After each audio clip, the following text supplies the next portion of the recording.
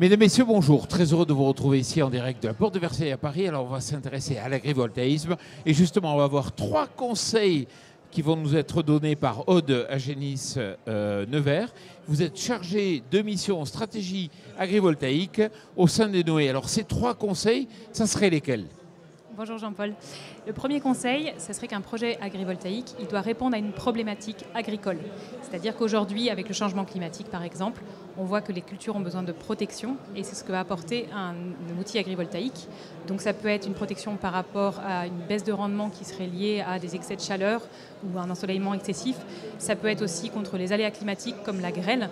Ça peut s'observer sur un élevage, sur de la production arboricole.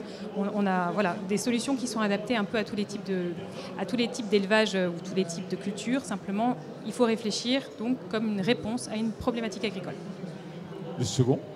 Le second, c'est que le projet agrivoltaïque doit être parfaitement adapté à la production agricole en place, mais aussi, comme ce sont des projets qui sont sur une longue durée, ça peut durer 30, 40 ans sur des baux agrivoltaïques, on va se retrouver avec un outil qui doit être aussi adapté à la production qu'on espère ou qu'on pense pouvoir mener ou qu'on pense avoir besoin de mener un jour dans le futur. Donc ça doit se réfléchir au moment où on conçoit un projet agrivoltaïque, à la fois sur le type de structure.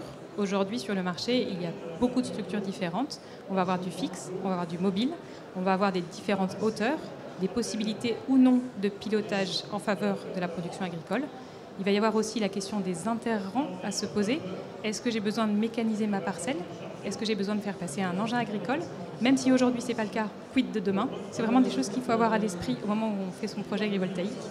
Et votre troisième conseil alors ? Et le troisième conseil, ce qui est important, c'est que l'exploitant agricole soit au centre du projet agrivoltaïque. Il ne faut pas qu'il soit de côté, écarté ou vu en second. C'est-à-dire qu'il est possible qu'un développeur vienne voir un propriétaire pour lui parler d'un projet agrivoltaïque et que l'exploitant vienne en second. Ce n'est pas le sens. L'exploitant doit se saisir de ce projet. Idéalement, il doit l'initier lui-même en réponse, comme on disait au premier conseil, à une problématique agricole. Et il faut qu'il soit partie prenante de la conception du projet, donc aussi par rapport à mon deuxième conseil, avec le type d'outil agricole qui va être mis en place. Et il faut qu'il soit sécurisé. Il peut être sécurisé d'un point de vue contractuel, donc avec le développeur. Il faut qu'il soit sécurisé aussi d'un point de vue juridique et qu'il n'hésite pas à se faire accompagner par du professionnel, son notaire, voilà. Il faut aussi qu'il soit sécurisé d'un point de vue économique. Il y a des négociations à avoir sur la partie loyer ou rémunération complémentaire liée à son activité agrivoltaïque.